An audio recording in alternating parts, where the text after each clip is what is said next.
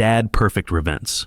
At dawn, the deputy sheriff knocked with an eviction notice. My son-in-law stood across the yard, grinning and yelling, "Your time is up, old man. The house is ours now." I stayed perfectly calm and asked, "Who signed this garbage?" The deputy scanned the page, froze, and his mouth fell open in shock. "My name is George Patterson. I'm 65 years old, and I've spent the last 3 years of retirement in my house on Elmwood Drive in Austin, Texas. Before that, I carried a badge for 35 years as an insurance claims investigator. You learn to read people in that job. Every twitch, every hesitation, every lie poorly told. I thought I'd seen it all.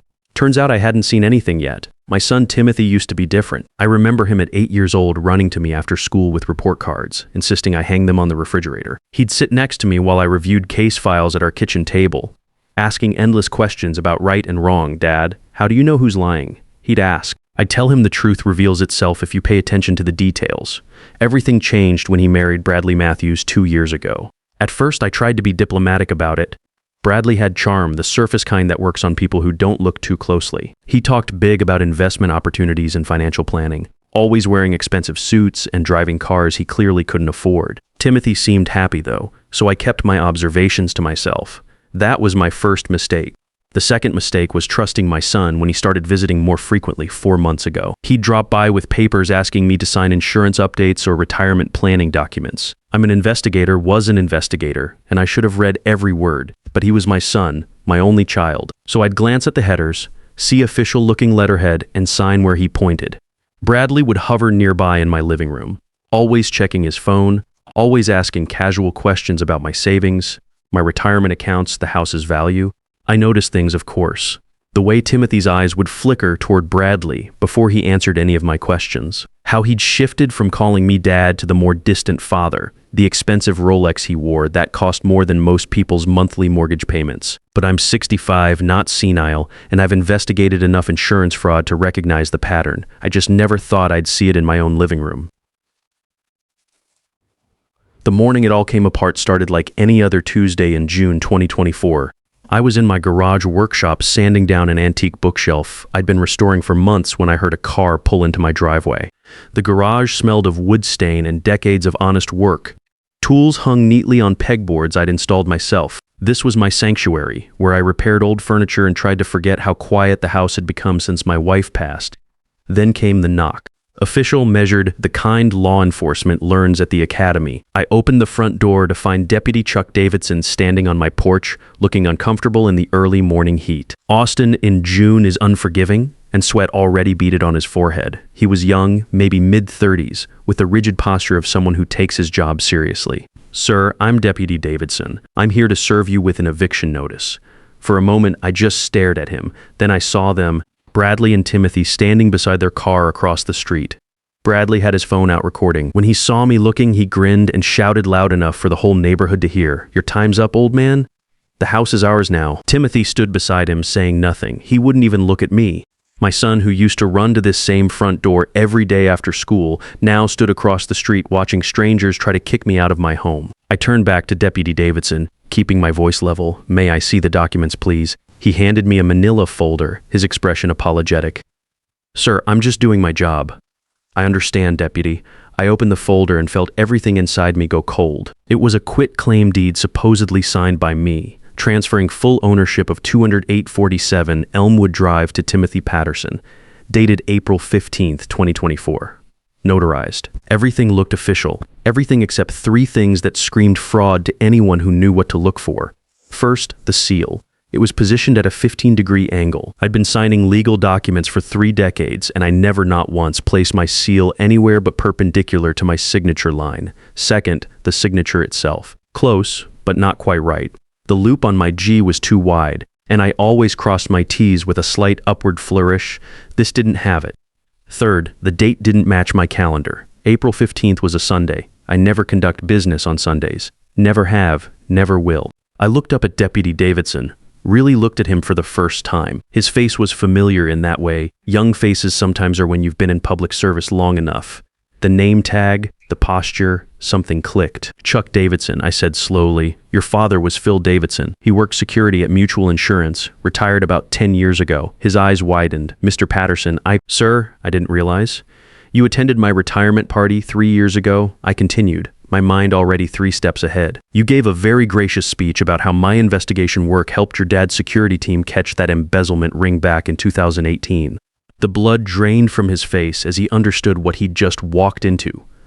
Across the street, Bradley had stopped recording, sensing something was wrong. The confident smirk was fading from his face. "Deputy Davidson, I need you to wait here for just one moment. Don't go anywhere." I walked back into my house, my hands steady despite the rage building in my chest. In my office, my real office, the one I've maintained since retirement, I kept copies of every important document related to this property. File cabinets lined one wall, organized with the same precision I'd used for insurance investigations. I pulled out the folder containing the original deed, my updated seal impression, and my actual signature from recent bank documents. When I returned to the porch, Chuck was still standing there, but now he looked like a man who'd realized he was about to be part of something much bigger than a routine eviction. I handed him my folder. "Compare these documents, Deputy. Pay special attention to the seal placement and signature formation. I spent 35 years examining fraudulent documents for insurance companies. This," I tapped the eviction notice, "is amateur work." Chuck studied both sets of documents on my front porch, the Texas sun beating down on us. I watched his jaw tighten as he saw what I'd seen immediately. The differences were glaring once you knew what to look for. Across the street, Bradley was walking toward us now, Timothy trailing behind him like a reluctant shadow. "What's the holdup?" Bradley called out, his voice carrying that entitled tone I'd grown to hate. Just drag the old man out already. I ignored him.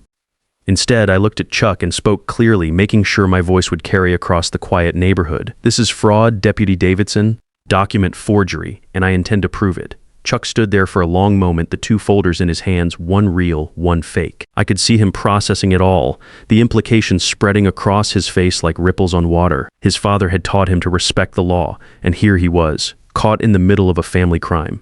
"Sir, I apologize for this situation," he finally said. "Given the circumstances, I strongly advise you to contact an attorney immediately. This matter requires investigation." Bradley had reached the edge of my yard by then, his face twisted with frustration. He wore a designer polo shirt that probably cost more than Chuck made in a week. "Hey, you can't just ignore official paperwork. We have every right. Step back, sir." Chuck's voice cut through Bradley's bluster with the authority of someone who'd had enough. "This situation is now under review. Any interference will result in your removal from the premises." Timothy tried next, his voice taking on that pleading tone I'd heard 1,000 times when he was a child asking for something he wanted. "Dad, please, can we just talk inside? This is all a misunderstanding." "No, Timothy." I kept my voice flat, emotionless. "There's nothing to discuss." Chuck nodded at me, then at Bradley and Timothy. "I'll be filing a report about these discrepancies. You'll all be contacted." He walked back to his patrol car, and I watched Bradley's confidence crumble with every step the deputy took. After Chuck drove away, I expected them to leave. Instead, Timothy approached my front door, tears streaming down his face. Real tears, too. He always could cry on command, even as a grown man. "Dad, please," he sobbed. "This is all Bradley's fault." He said it was just paperwork. I didn't know. I looked past his tears, past the performance to what he was holding. A brand new iPhone 15 Pro, the titanium case catching the morning sun. Those retail for about $120, and on the screen, clearly visible before he noticed me looking and tilted it away, was a confirmation email. "Your flight to Paris, $8,400 for 2 passengers, $8,400 for a vacation, while trying to steal my house. Go home, Timothy." "But Dad," I said, "go home." I stepped back and closed the door, turned the deadbolt, stood there listening to him cry on my porch for another minute before Bradley called him back to the car. Only when I heard them drive away did I allow myself to feel it, the full weight of what my son had tried to do. I walked through my house, this house I'd bought 30 years ago when Timothy was still in middle school, when my wife Sarah was alive and the world made sense. Every room held memories. The kitchen where we'd baked birthday cakes and Sarah had taught Timothy to scramble eggs. The living room where Timothy learned to ride his bike in circles during bad weather while we cheered him on. The backyard where I'd taught him to throw a baseball until my arms ached. When had it changed? I forced myself to think back, to really examine the past 4 months. Timothy's first visit after the long silence had been in February. He'd shown up on a Sunday afternoon with takeout from Franklin Barbecue, the expensive place downtown that charges $30 per pound. "I'm sorry we haven't been around more, Dad," he'd said, settling onto the same couch where he used to watch cartoons. "Bradley's been so busy with his financial consulting business, and I've been helping him, and time just got away from us." I'd been so happy to see him that I hadn't questioned it, hadn't wondered why. After 18 months of barely speaking to me, he'd suddenly remembered I existed. The second visit came a week later. Dad, I was thinking about your estate planning. You've got everything organized, right? Just want to make sure you're protected. He'd had papers with him that time, forms about power of attorney, trust documents, beneficiary updates. I'd glanced at the headers. They looked legitimate, and I'd signed where he indicated trusting my son like any father would. The third visit, Bradley had come along. He'd wandered through my house with the casual entitlement of someone evaluating property for purchase. This place has got to be worth, what, $650,000, maybe $700,000? He'd asked, running his hand along my kitchen granite countertops. Prime Austin real estate. You ever think about downsizing, George? All this space for one person seems wasteful. I'd laughed it off then. Made a joke about them prying my house keys from my cold, dead hands. Bradley had laughed too, but his eyes hadn't. Those cold, calculating eyes that were already spending my money. Now I understood. Every visit, every document, every casual question about my finances. They'd been building toward this for months. The forged deed was just the final piece of their puzzle. I pulled out my phone and scrolled to a name I hadn't called in years. Leonard Brooks, a lawyer who'd handled my divorce case 15 years ago when Sarah's medical bills had strained our finances beyond repair. He answered on the third ring. George Patterson, to what do I owe this rare pleasure? Lenny, I need a recommendation. Best real estate attorney in Austin, someone who handles fraud cases. There was a pause. What kind of fraud are we talking about? The kind involving forged property deeds and family members who think a retired insurance investigator won't notice amateur hour. Another pause, longer this time. Dorothy Freeman, she's expensive, but she's worth every penny, handles this kind of thing regularly. Former prosecutor, knows the system inside and out. I'll text you her number. Thanks, Lenny. George, whatever's happening, be careful. Family cases get messy fast. I hung up and looked at my house again. My house, the one I'd paid off 10 years ago through careful planning and living below my means. The one where I'd raised my son, taught him right from wrong, showed him what integrity looked like, and he'd tried to steal it. I felt something shift inside me then, a cold clarity I recognized from my years investigating insurance fraud. The transformation from victim to investigator. I'd spent 35 years watching people try to game the system, manipulate documentation, exploit loopholes. I'd seen every trick, every scheme, every desperate play. They wanted to play fraud games with an investigator who'd spent 35 years dealing with document forgery. I almost smiled. All right then, I said quietly to my empty living room, to the house that was still mine, to the future I was about to reclaim. Let's see how this plays out. The next morning, I had my first appointment with Dorothy Freeman. Her office occupied the third floor of a renovated warehouse in downtown Austin, the kind of place that charged by results rather than hours. Glass windows looked out over the city I'd called home my entire adult life. The receptionist, a sharp-eyed woman in her 30s, offered coffee while I waited, which I accepted. Professional courtesy, even when your world is burning down. Dorothy herself was younger than I expected, maybe 45, with the kind of calm competence that comes from handling difficult cases without drama. She wore a navy business suit that spoke of success without showing off. We shook hands and she gestured me to a leather chair across from her mahogany desk. Mr. Patterson, Lenny Brooks spoke highly of you. Just George now. Haven't carried a badge in 3 years. Once an investigator, always an investigator in my book. She opened the folder I'd sent ahead. I've reviewed the documents you scanned over. This is quitclaim deed fraud. Clear as day. Walk me through what happened. I laid out the timeline methodically, a habit from years of examining insurance claims. The visits from Timothy, Bradley's probing questions. The morning Deputy Davidson appeared at my door. When I described spotting the forged seal angle and signature inconsistencies, Dorothy leaned forward. You caught that immediately. I've examined thousands of documents over 35 years. You develop an eye for these things. The angle was wrong, the signature was close but not perfect, and the date was impossible. I never do business on Sundays. She smiled. The kind of smile lawyers give when they realize they're working with someone who understands the game. This makes my job considerably easier. The deed is dated April 15th, allegedly notarized by Barbara Phillips. Have you contacted her? Not yet. Thought I'd wait for professional guidance. Smart. Let's visit her together this afternoon. If the notarization is legitimate, we have one problem. If it's forged or if the document was switched, we have a criminal case. 3 hours later, we sat in Barbara Phillips's modest office on South First Street. The office smelled like coffee and stress, with stacks of legal documents covering every available surface. She was a woman in her early 50s who'd been notarizing documents in Travis County for 18 years. She knew me by reputation, though we'd never worked together directly. When Dorothy showed her the quitclaim deed, she put on reading glasses and studied it carefully under her desk lamp. That's my seal, she said slowly, or rather, it looks like my seal. But she turned to her computer, pulling up her digital records, April 15th, 2024. Yes, I notarized a document that day for Timothy Patterson, but it was a power of attorney for financial decisions, not a quitclaim deed. The silence in that office felt heavy, broken only by the hum of the air conditioning and distant traffic. "You're certain?" Dorothy asked. "Absolutely. I log every document in my computer system and keep physical copies. Look, here's my entry. Power of attorney for financial decisions, standard form." She looked up at us, her face pale. "Someone used my seal on a different document. Or they switched the documents after I notarized the legitimate one." We left with a sworn statement from Barbara and copies of her records. In Dorothy's BMW, I stared out the window at Austin traffic, my mind working through the implications. "They planned this for months," I said. "Every visit, every paper Timothy asked me to sign. They were setting up the infrastructure for this theft." "Most fraud happens over time," Dorothy agreed. "Navigating through downtown traffic, the question is what else they might have attempted. I'd recommend hiring a private investigator to dig into Bradley and Timothy's finances. If they're desperate enough to forge property documents, there's usually more beneath the surface." She gave me a name. Harold Anderson, former FBI, now private sector, specializing in financial investigations.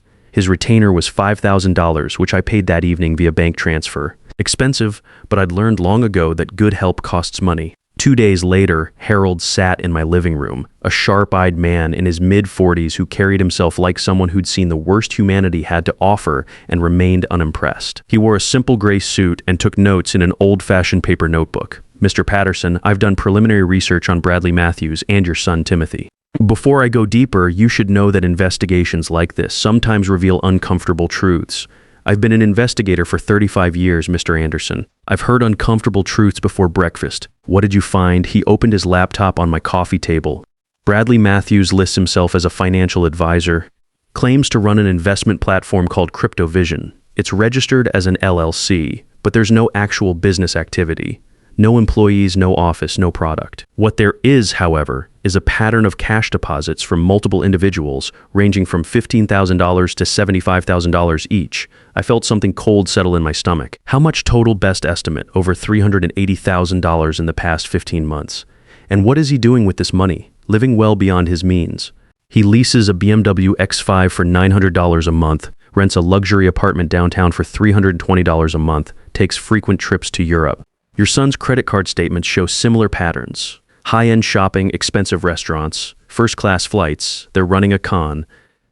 That would be my assessment. The technical term is Ponzi scheme, though this one hasn't reached the stage where it collapses spectacularly. My guess is Bradley's getting pressure from his investors, which is why he needs your house.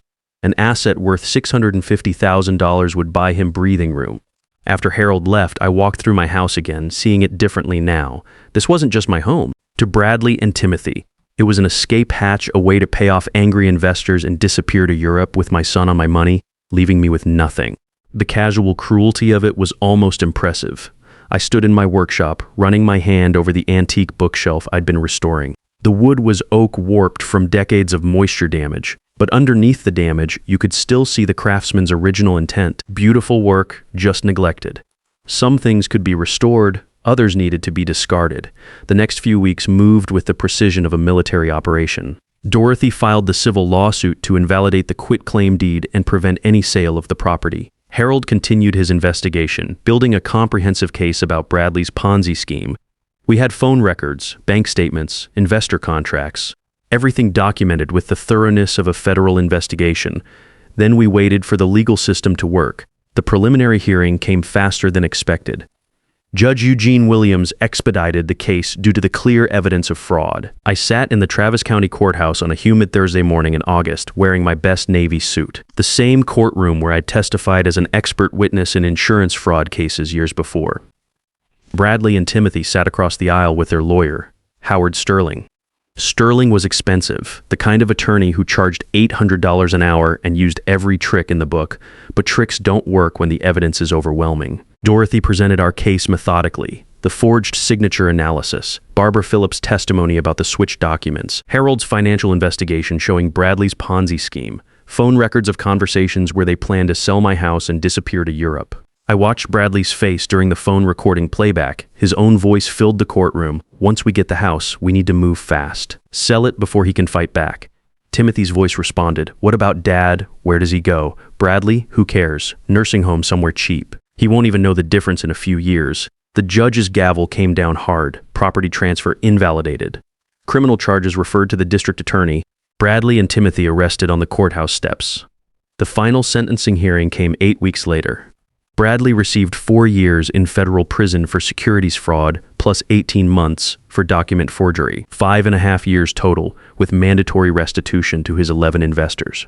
Timothy got 12 months probation, with 200 hours of community service. I watched my son accept his sentence with tears streaming down his face. Real tears this time. The judge's words were harsh. "You betrayed your father's trust in the most profound way possible. You helped facilitate an attempt to leave him homeless and destitute. That this court shows leniency is a mercy you did not extend to your own parent." After the hearing, I sat in my truck in the courthouse parking lot for a long time. It was over. My house was safe. The investors would get most of their money back. The legal system had worked exactly the way it was supposed to work. But my relationship with Timothy was finished. That evening, I sat on my front porch on Elmwood Drive, watching the sun set over Austin. My house, my home, exactly where it had been 6 months ago when this all started, but somehow feeling more solid, more real. A car pulled up. Deputy Chuck Davidson, the young officer who delivered that eviction notice what felt like a lifetime ago. "Mr. Patterson," he said, walking up to the porch. "I wanted to stop by. I've been following the case in the news." "Deputy Davidson, how's your father doing?" He smiled. "Good, sir. He wanted me to tell you he's proud of how this all turned out. Said you showed them what happens when you mess with someone who knows the system." We talked for a while about his career plans, about the case, about how fraud cases often have human costs beyond the financial. He was a good kid, reminded me of Timothy at that age. Before Bradley, before greed corrupted everything, after he left, I went to my workshop in the garage. The antique bookshelf sat there, finally complete. I'd finished the restoration during the court proceedings, working with my hands while lawyers worked with their words. The wood gleamed under the workshop lights, beautiful and functional, ready for another century of use. Some things could be restored, some things couldn't. 3 weeks after sentencing, a letter arrived, prison postmark, Timothy's handwriting. I sat at my kitchen table, the letter unopened in front of me for a long time. Finally, I read it. It was 3 pages of apologies, explanations, regrets. He blamed Bradley's influence. He blamed his own greed and stupidity. He blamed the stress of debt and the fear of failure. He said he understood now what he'd done, how wrong it was, how deeply he'd betrayed me. He asked if I could ever forgive him. I read it twice, then carefully folded it and placed it in the desk drawer where I kept important documents. The letter sat there alongside the court judgments, the property deed with my name on it, all the evidence of justice served. Maybe someday I'd respond. Maybe someday we'd have the conversation he wanted about forgiveness and redemption. But forgiveness isn't the same as trust, and trust, once broken this completely, doesn't just grow back because someone says they're sorry. The truth is, I'd lost my son long before Bradley came along. I'd lost him the moment he decided money was more important than family. Bradley just made it visible. I walked back to my workshop and picked up a new project, a Victorian writing desk from the 1890s that needed complete refinishing. The wood was damaged, the joints loose, but underneath I could see the quality craftsmanship. It would take months of careful work to restore it properly. I had the time, I had my home, I had my peace.